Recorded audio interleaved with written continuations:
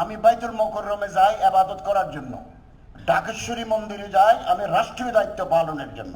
যারাই আসুক তারা যদি আমার সম্মান জানিয়ে আমার ইনভাইট করে যে আপনি টেকনোক্রেট মন্ত্রী হিসাবে আসেন, আমি যাব না। আমি মুসলমানদের যেমন ধর্ম উপদেষ্টা, এদেশের হিন্দু জনগোষ্ঠী, বৌদ্ধ জনগোষ্ঠী, খ্রিস্টান জনগোষ্ঠী, বিভিন্ন নৃতাত্ত্বিক জাতিগোষ্ঠীর তাদের ধর্মের ব্যাপারে আমি তাদেরও উপদেষ্টা।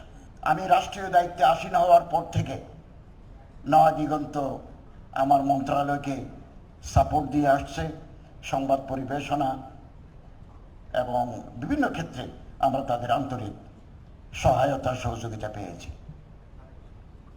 আজকে একটা কথা বলতে চাই।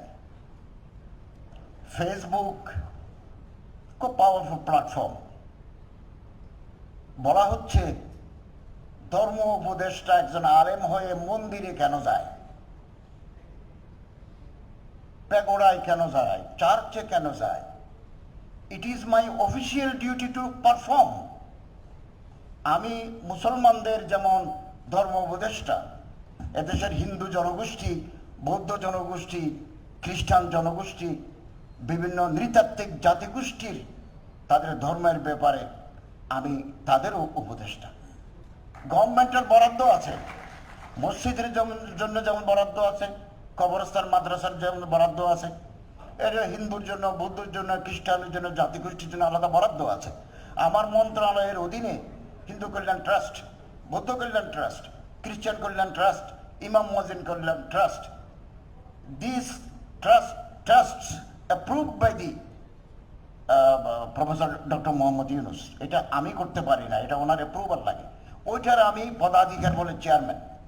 আমার মিটিং করতে হয়, তাদের টাকাগুলো তাদের হাতে পৌঁছাতে হয়, এবং আমি বাইতুল মোকাররমে যাই ইবাদত করার জন্য, ঢাকেশ্বরী মন্দিরে যাই আমি রাষ্ট্রীয় দায়িত্ব পালনের জন্য।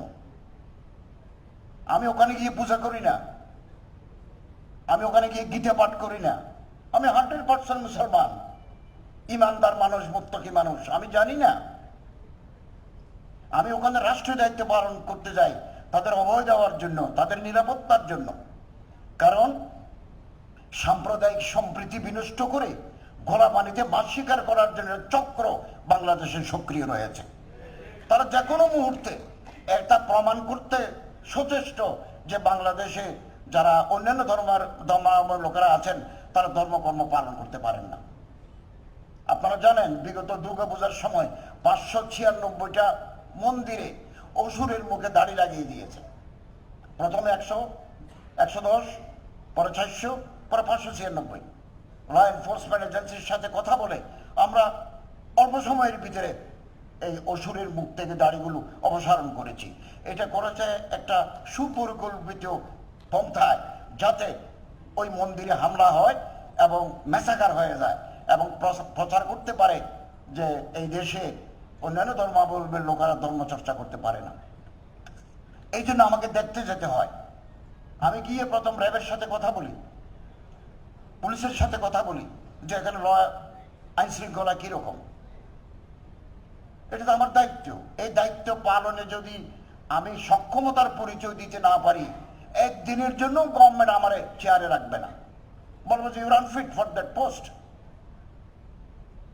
আমি আরো বলি, কোন বড় হুজুরকে যদি আজকে স্বরাষ্ট্রমন্ত্রী করা হয়, কোন শেখুল হাদিস, কোন আল্লামাতুল কমকাম, কোন হাকিমুল নফসকে যদি আজকে স্বরাষ্ট্র পদে বসাতে হয়, ওনাকে মদের লাইসেন্স ইস্যু করতে হবে। কেরোয়েন কোম্পানি থেকে দেশীয় মদ তৈরি হয়, বাংলাদেশ সরকার বিদেশ থেকে মদ আমদানি করে, মদের লাইসেন্স দেয়। এটা বাস্তবতা।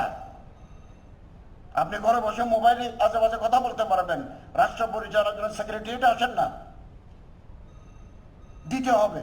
100 জন যদি মদের লাইসেন্সধারী লোক এক জায়গায় থাকে, ওখানে আপনি ডিলার দিবেন। বিদেশি মদ আমদানি করে সরকার লাভ করে, দেশীয় মদ বিক্রি করে সরকার লাভ করে। এই টাকা গভর্নমেন্টের ফান্ডে যায়। ওই ফান্ড থেকে এদেশে রাস্তাঘাট, মসজিদ, মাদ্রাসা, শিক্ষকদের বেতন দেয়। আমি আমার মন্ত্রণালয় থেকে কোটি কোটি টাকা মসজিদ, মাদ্রাসা, এতিমখানা, প্যাগোডা শ্মশান, মন্দির, চার্চেস, সেমেট্রিসে আমি দিয়ে থাকি। এই টাকা কোথেকে আসে? এটা গভর্নমেন্ট ফান্ড, গভর্নমেন্ট অ্যালোকেশন। গভর্নমেন্টের টাকা কোথায় থাকে? সোনালী ব্যাংকে, বাংলাদেশ ব্যাংকে। ওখান থেকে জান্ডা বাচ্চা বের হয়, ইন্টারেস্ট দিয়ে আসে, এগুলো আমরা বিতরণ করি। তো আপনি শরীয়ত পাবেন কোথায়? এটা তো এমারাতে শরিয়া নয়, এটা তো ইসলামিক স্টেট নয়, এটা completely secular state, legacy from the British regime. একটা কাঠামোর ভিতরে দেশ চলে আসছে। শরীয়ত আমরা ব্যক্তিগতভাবে পালন করি। আপনি মন্দিরে যাবেন কিনা, it is up to you. আমি যতদিন দায়িত্বে থাকবো, যাওয়াটা আমার রাষ্ট্রীয় দায়িত্ব। ফেব্রুয়ারিতে নির্বাচন হলে আমরা ঘরে চলে যাব, তখন আমি মন্দিরে যাব না, তখন এটা আমার ডিউটি নয়, এটা আমার ডিউটি। আমি তো চট্টগ্রাম থেকে মাত্র আসলাম, কঠিন চিবর দান এটা অনুষ্ঠানে অংশগ্রহণ করতে গেছি। এই যে পারস্পরিক সম্প্রীতি, সৌহার্দ্য, এটা বহাল না থাকলে রাষ্ট্র অগ্রগতি লাভ করতে পারে না। ফেসবুকে কত কথা লিখছে, এর ভিতরে একটা কথা লিখলেও আমি মারা গেছি, রেস্ট ইন পিস। সীমা থাকা উচিত, রেস্ট ইন পিস। মানুষ মনে করছে আসলে আমি মারা গেছি, তা আমি মারা যাবো তো একদিন। আমি একেবারে পরিষ্কার পরিচ্ছন্ন। বলা হচ্ছে যে উপদেষ্টারা সেফ এক্সিট চান, সেফ এক্সিট তো আমার প্রয়োজনই নাই। দ্বিতীয় আরেকটা কথা বলি, ফজল কবির খান সাহেব আমাদের সম্মানিত সহকর্মী, উনি বলেছেন এটা অর্ডিন্যান্স করা প্রয়োজন।